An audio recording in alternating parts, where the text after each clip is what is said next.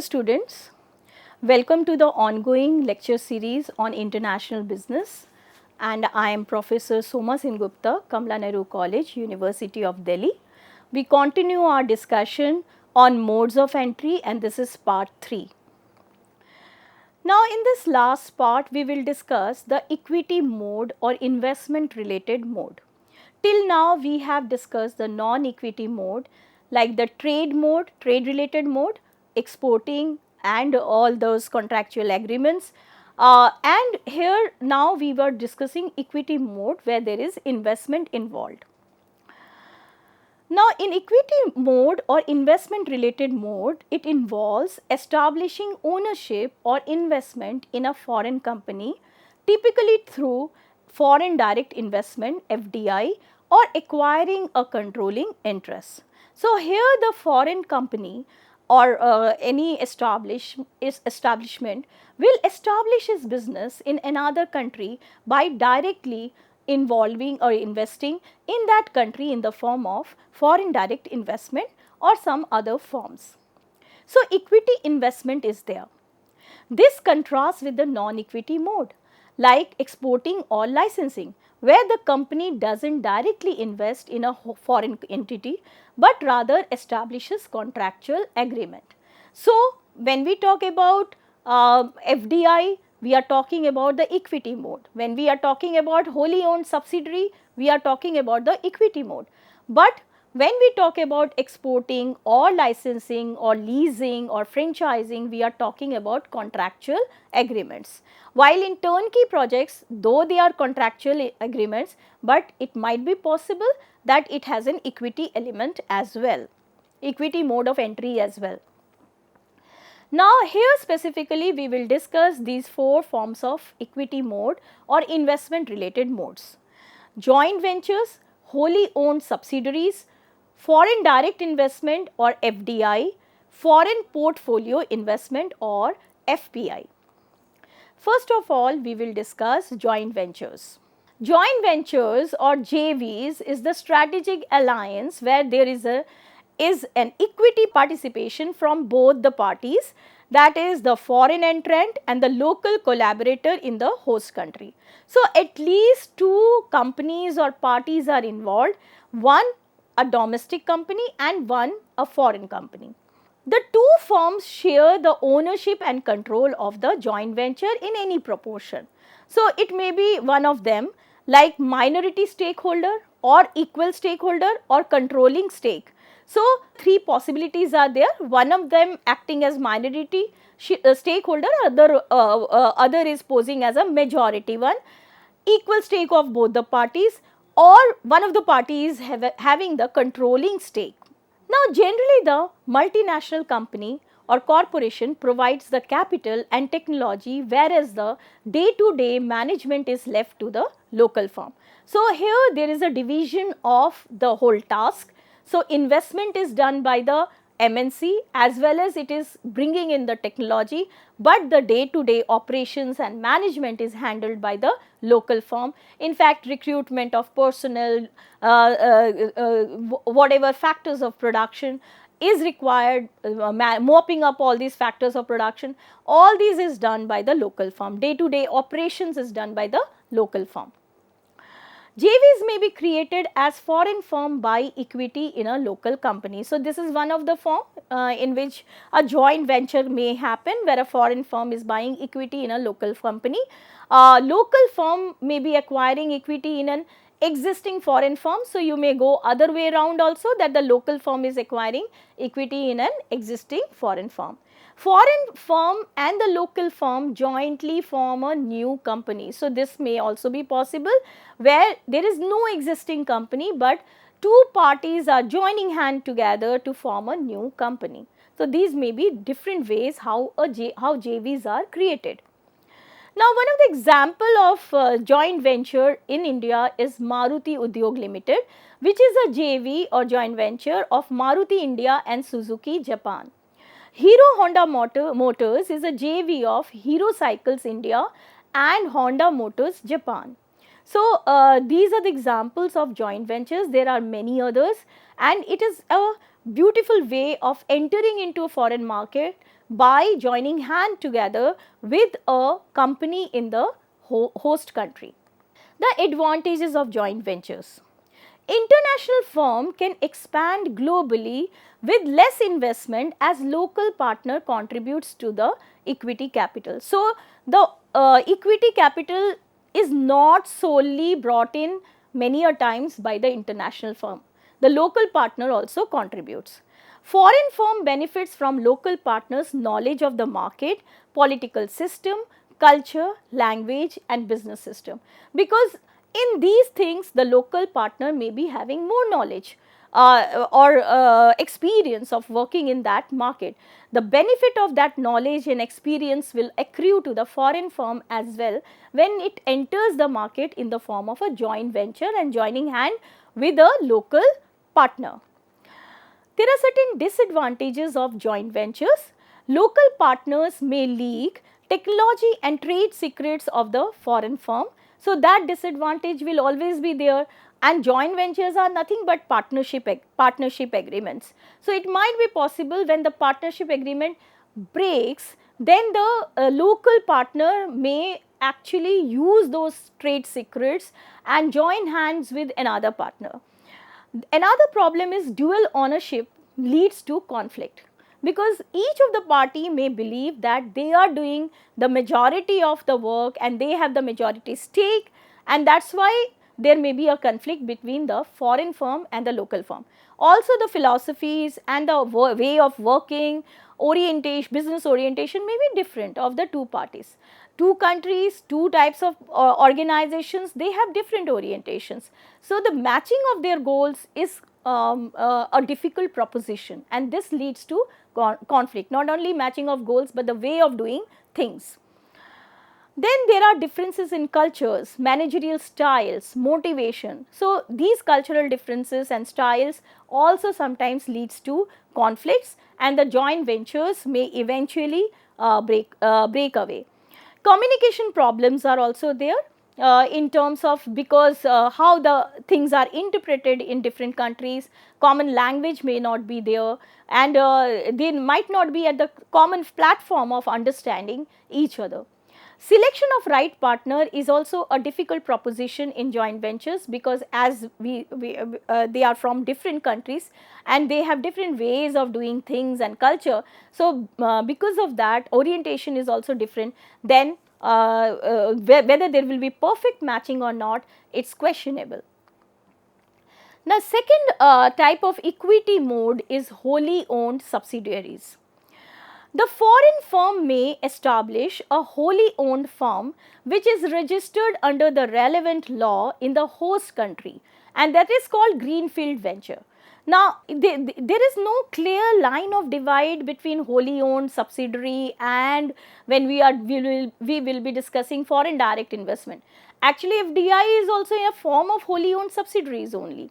So, when we talk about greenfield venture, that means a new firm is being formed by entering into a host country. So, in host country you are creating a new organization or establishing a new organization which may be a wholly owned firm of the established organization in a foreign country. Acquire an existing company in the host country. So, this is another way, and this is called brownfield investment, where there is an existing company in the host country and this foreign company is entering that market and acquiring this existing company. Either buying it out, there may be acquisitions, there may be mergers, there may be leasing, whatever, but there is an established company which is being acquired by the foreign company. So, this is also a way of entering foreign markets, and this is called brownfield investment. For example, Amazon India is a subsidiary of Amazon.com Incorporation of USA. Google India is a subsidiary of Alphabet Incorporation, the parent company of Google, which is also a US based company. Advantages of wholly owned subsidiaries. Now, in this case, what will happen? The parent company will have full control over its business in the host country. So, you are entering in the foreign country, but you are creating a wholly owned subsidiary on which you have the full control. they all, since it is under your control, you don't need not disclose its technology and trade secrets to any other person, because it is your wholly owned subsidiary. Speed of entry is also high because you are creating a wholly owned subsidiary in the host country by either acquiring an existing facility, there the entry will be faster, or you are creating a new business over there. Overcome the barriers of entry in certain countries. So, where there are FDI restrictions in certain countries, you can enter through forming your wholly owned subsidiaries as well. There are certain disadvantages of wholly owned subsidiaries. It involves heavy investment, especially in companies wherein you have to invest 100% of equity capital. So, where 100% equity capital investment is required from the foreign firm, then we can say that heavy investment is there, although it is not necessary in all cases. Foreign investors bear full risk of loss because it is their own wholly owned subsidiary with a different name. Some countries do not allow wholly owned foreign firms, so there is a restriction on this type of or this mode of creating or entering foreign market. Then the next one is foreign direct investment, which we have discussed here and there over a period of time. Now, what is foreign direct investment? Investment in the assets of the company for the purpose of control of overseas operations and economic activities there is known as foreign direct investment. The country which is making FDI is called the home country, and the country receiving FDI is called the host country. So, a foreign firm or a bank or an investment institute or organization may be investing in the businesses in other country through acquisition of that business, that as we have existing business, as we called it brownfield investment, or creating a new business as we have said, or establishing a new company as we have already mentioned them as greenfield investment. Both may be forms of FDI also. So, and the country from where the company is there which is making the investment, we call it home country, and where the investment is made is called the host country. Now, it involves ownership of property, assets, projects and businesses and investing in home country. Example, Google picked up 7.73% of Reliance Jio platforms for 4.5 billion US dollars, making it one of the biggest deals in recent Indian corporate fundraising sessions. Advantages of FDI. Because we will discuss FDI in detail in other sections also. So, here we are not discussing in detail the types of foreign direct investment. We will take it up in detail in a later lecture where we will be discussing totally on foreign direct investment. So, here the advantages are full control over its business in the host country. So, since this is your own organization, you have full control over it. You have made a direct investment in the other country, created a new organization or acquired an existing organization. In both the cases, since you are the owner, you have the full control. So, the foreign company which is making the investment will have full control over its business in the host country. You also need not disclose its technology and trade secrets, again in case of FDI, because it is your own company and naturally everything will remain within the boundaries of the company. Higher risk is there because you are making too much of investment in a foreign country, and that if it fails, if the venture fails, the whole of the risk will fall on the parent company or the company, foreign company. Greater financial commitment is there, and that is the cause of the risk, because every investment is done by the foreign company. If the venture fails in the host country, then the whole of the loss will be borne by the foreign company. Next is foreign portfolio investment or FPI. Now, there is a difference in foreign direct investment and foreign portfolio investment in the form that foreign direct investment is for long term purposes, investment in foreign country for a long term purposes, so that a return will come from that investment in future also establishes itself in foreign country. But here the objective in case of foreign portfolio investment is different, as is the case with any portfolio investment. Here you want maximum return from your investment. So, it is investment in financial instruments such as stocks and bonds through the stock exchange and financial markets to earn a return on investment. So, you maintain a portfolio of investment, and in that basket different stocks are there of different companies. You are not interested in ownership or running of the company. Your main objective is to select the stocks to be kept in your investment basket, which will give you the maximum return. And this is the case with any kind of mutual fund or insurance company, they do the same. So, they may buy government bonds if the government bonds are paying the maximum returns, or for the stability of return purposes they may invest in even foreign government bonds, or they may invest in any corporate stocks by buying the stocks in the stock exchange or entering into any contract with the company. But the idea is not to remain in that country or that stock forever. The idea is to get maximum return. If the stock is not giving you the maximum return, you will sell it off and move to other stocks. So, this is foreign portfolio investment. Examples are ICICI Prudential US Blue Chip Equity Fund, and this is a kind of a portfolio investment where they maintain a good or a portfolio of investment which will bring the maximum return. Franklin US Opportunities Fund is another foreign portfolio investment mode.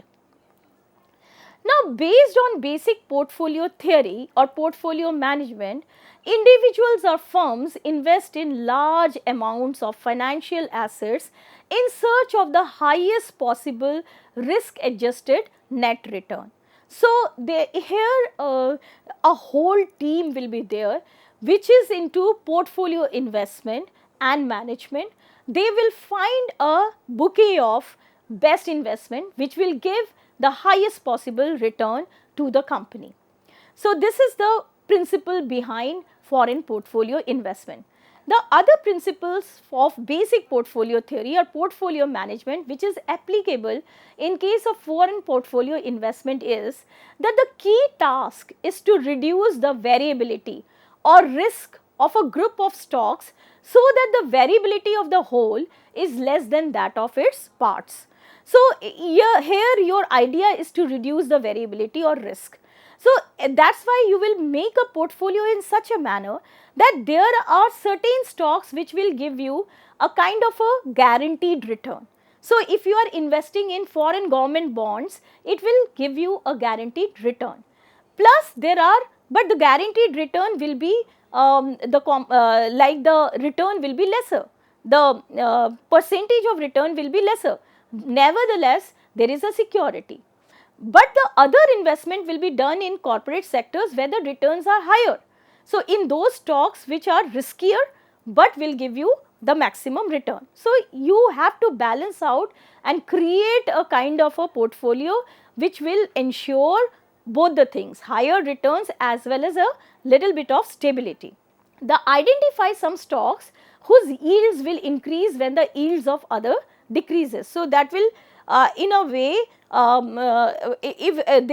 if some of the stocks are decreasing, the other stocks are increasing. So, the overall losses will not be there for on the company. It includes both types of security in the portfolio, that is high return as well as low return. So, the idea is rather than putting eggs in one basket, you are putting eggs in different basket and reducing your risk as far as possible, but increasing your opportunity for gaining higher returns. So, this is the whole idea of foreign portfolio investment. Now, what are the advantages of foreign portfolio investment? First is that full control over business in its host country. Again, FDI benefits are here also. It is there in case of FPI. That means you have the control over its business, and since the investment is done to gain returns and not to stay in one type of security for a longer period of time, you are managing two things, that is the risk as well as the return. You also need not disclose your technology or trade secrets to other parties, because here it is only for the investment purposes. So, your idea is not for a long term investment in one stock, but creating a basket of investment or a portfolio of investment to gain the maximum return. FPIs help investors diversify their portfolios, which in turn boost their confidence. So, as is the case of mutual funds, what happens? Why we invest in mutual fund rather than directly investing in the stock market? Because as an average investor, I may have fears that my investment may go wrong because I don't have the full knowledge of the market. So, I may gain hugely, but I may lose in minutes or seconds. So, that is why the safer bet is through organized investors like mutual funds or insurance, where there is a team of people who are evaluating the stocks and maintaining a portfolio. So, this boosts the confidence of the average investor. Investors can gain substantially from exchange rate differences. On top of other benefits in FPI, the exchange rate differences may also mean a gain for the investor. Economic turmoil and now coming to the disadvantages of foreign portfolio investment, and these disadvantages are applicable in case of foreign direct investment also. The risks are huge in case of FDI, but in FPI, if there is an eventuality there like war between the countries or recession in the country, then in the host country, naturally the stocks will not give you that much of return. So, economic turmoil and political instability may have a negative impact on any investment via the foreign portfolio investment route. So, you have to take care that your stocks are such that if there is even if there is an economic turmoil, the losses are not much, or the income is stable. Then market in any country are inherently volatile. So, this is the condition of a market, that there is a lesser chance that you will get a stable returns. So, but all the more when you are operating in a foreign country, then all the more you are not knowledgeable enough about the volatility of the stocks in that market. So, that risk or disadvantage will be there in foreign portfolio investment. Because of that, they create a team of people who constantly monitor the market, and they decide about the portfolio viability and the risk involved.